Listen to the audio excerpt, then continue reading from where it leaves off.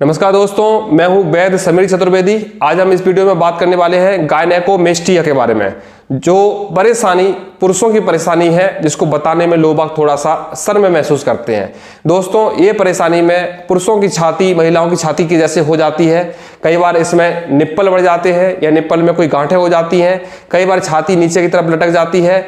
कई बार हमारे छाती में दर्द होता है या छाती गोल होने लगती है।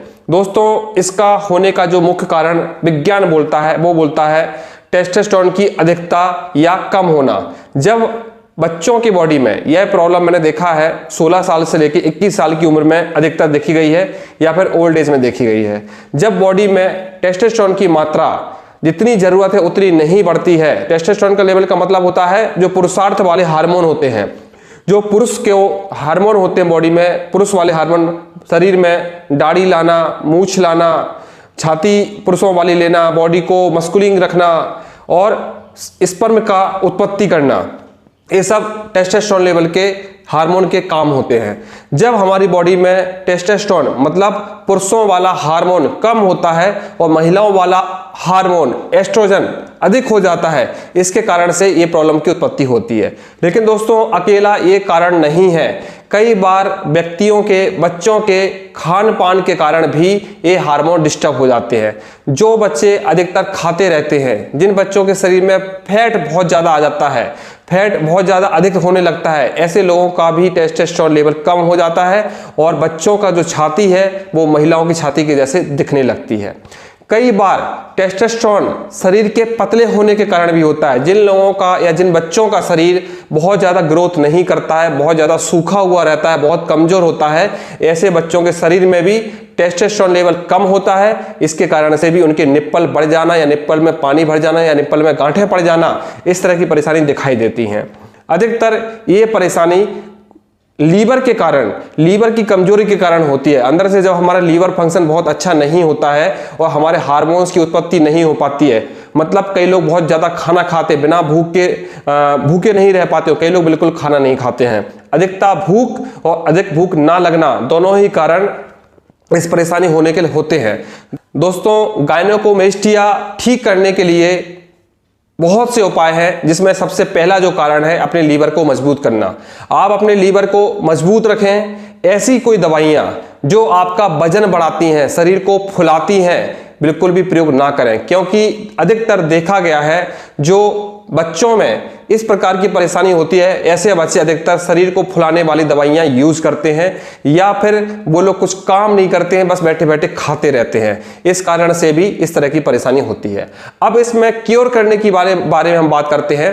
एक तो होता है कि अगर हम अपने खान पान और रूटीन पर ध्यान देना, अगर हम अपने डेली रूटीन को अच्छी डाइट के साथ करते हैं फॉलो, फैट की चीजें कम कर देते हैं, फाइबर की चीजें बढ़ाते हैं, प्रोटीन की चीजें बढ़ाते हैं, तो भी हमारी बॉडी में टेस्टोस्टेरोन लेवल बढ़ने लगता है। और जो फैट के कारण से ये वाली प्रॉब्लम आई है, गायनेकोमेस्टिया जो प्रॉब्लम है वो अधिकतर फैट के कारण से जो हुई है, तो वो कसरत करने से, अच्छे रूटीन के आने से ठीक हो जाती है। अब दोस्तों, जिन लोगों का लीवर कमजोर है, जिन लोगों के शरीर में बिल्कुल भी जान नहीं है, बिल्कुल भी मांस नहीं है, ऐसे लोग अपने लीवर को ठीक करें। थोड़ा सा व्यायाम करें, छाती की एक्सरसाइज करें, रनिंग करें, जंपिंग करें, कार्डियो करें, इससे भी उनकी परेशानी ठीक हो जाती है। अब दोस्तों, इस परेशानी को ठीक करने के लिए कुछ आयुर्वेदिक दवाइयां बता देता हूं। सबसे पहले आपको ये समझना होगा कि इनमें आप ऐसी कोई दवाई यूज ना करें जिससे आपको कोई परेशानी बढ़े। जैसे कि भूख लगने वाली दवाइयां, कोई भी लीवर को एकदम से एक्टिव करने वाली दवाइयां या एकदम से ताकत बढ़ाने वाली दवाइयां, ये सब दवाइयों का प्रयोग ना करें।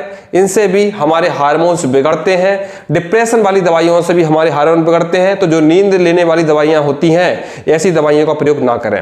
अब हम इसके उपाय के लिए हम क्या कर सकते हैं? सबसे पहले हमको अपने लीवर पे काम करना होगा। लीवर के लिए आप त्रिफला का यूज कर सकते हैं।